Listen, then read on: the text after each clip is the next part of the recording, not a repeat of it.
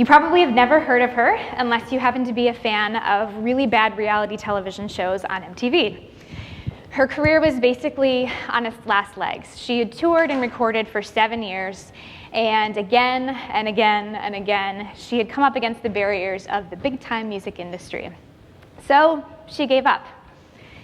On a whim one night after work, she recorded a cover of a Lady Gaga song, and she posted it to YouTube. It was simple and low-tech, recorded in her basement, piano and a microphone, one-take mistakes and all. And about a month after she posted it, something amazing happened. Lady Gaga herself watched the video, and she tweeted a link to it to her 11 million followers. So in one instant, this unknown semi-retired musician experienced what it feels like to go viral. And in one day, more people from around the world heard her music and engaged with it than in 7 years of touring and recording combined. So this probably isn't what you expect an academic who studies the impact of technology on cause engagement to talk about.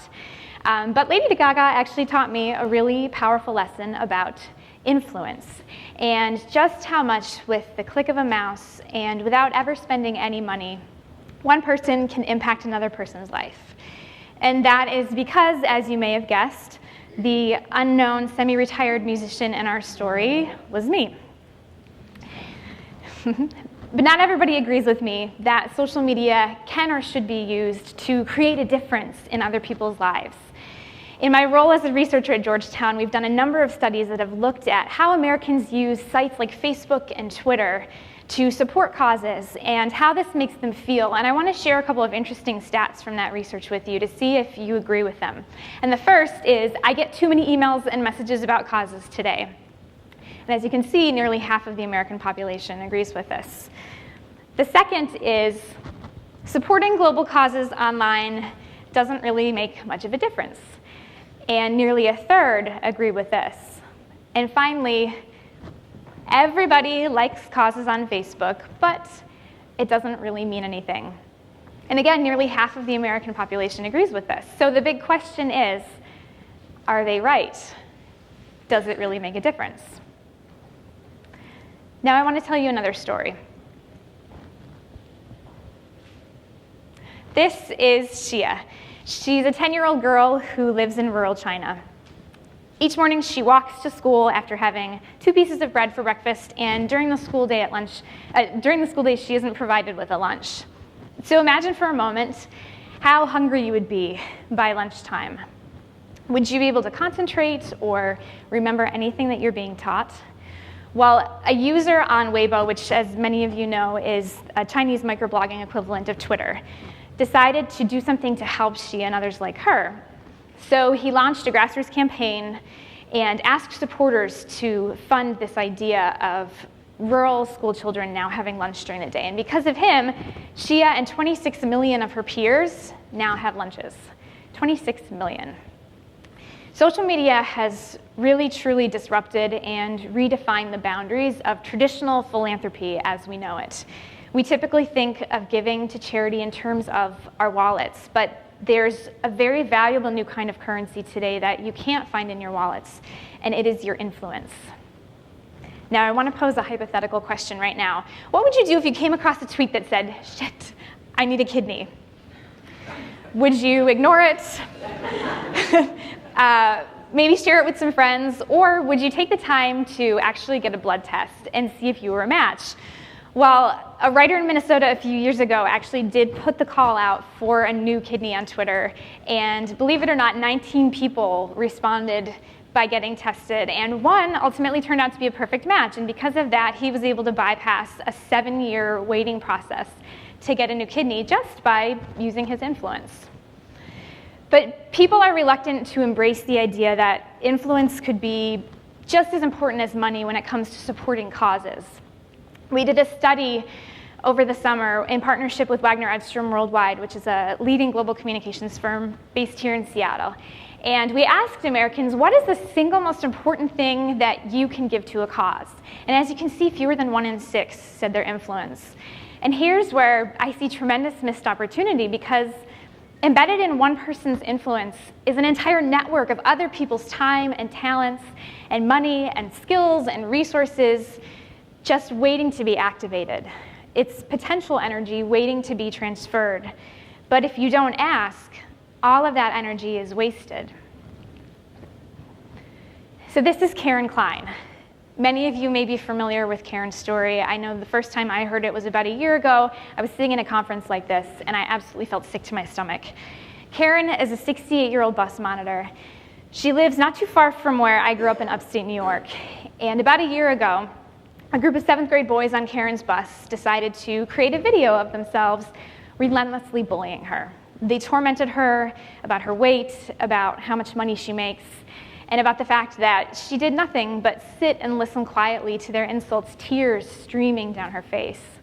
So they titled their creation, "Making the Bus Monitor Cry," and they posted it on YouTube. Well, after the video went viral, of course, a Canadian man who saw it wanted to do something, anything, to help Karen. So he launched a crowdfunding campaign on Indiegogo. He set his initial campaign at $5,000, thinking, if nothing else, it will buy a really nice vacation for Karen. Less than a month later, 32,000 people from all around the world contributed more than $700,000 to his campaign. 32,000 people supported a woman that they've never met, who they very likely will never meet. Social media allows us to feel and to empathize almost by proxy, even when the issues are on the other side of the world. And because of that, stories like Karen's can have a happy ending, one that was incidentally very much unanticipated by the 7th grade bullies who set out to use their influence in a much, much different way. So how can you properly, effectively leverage this newfound currency, your influence? You could create or join a crowdfunding campaign like the ones that supported Karen and Shia. There are numerous platforms that will allow you to do this, even ones that let you hyper-target certain issues that might be important to you, things like women's empowerment and micro-enterprise in the developing world, you name it. How else could you do it? You could share a call to action on Twitter or share a blog post with your friends. Maybe even through Andy's life blogging, if you're talking about the causes that you're supporting, people in your network are going to see that, and they're going to be inspired to join you in that cause. You could join a campaign on Facebook or share links to articles that educate people on the causes that you care about. There are as many ways as there are tools and platforms, and new ones are being developed each and every single day. But regardless of the tool or the platform, it comes down to one really important thing. And that is, you can share a compelling story, one that means something to you, and you can ask people to act. I learned a pretty valuable lesson very early on in my fledgling music career, and I want to share it with you. When I first started out, I played to a lot of empty rooms. Picture it for a moment. It actually was a lot like this. In fact, coming through the door this morning, I had violent flashbacks to my career as a singer-songwriter. There's a bar over there. There's a stage here. I'd be at my keyboard, singing, and there would be nobody in the audience, except for my poor husband and probably my mother. So the lesson that I learned is that people don't come unless you ask them to. Or when you're a musician, you have to beg them to. And when they do come, it's because it's you that they care about. They want to support you, and because you ask them to.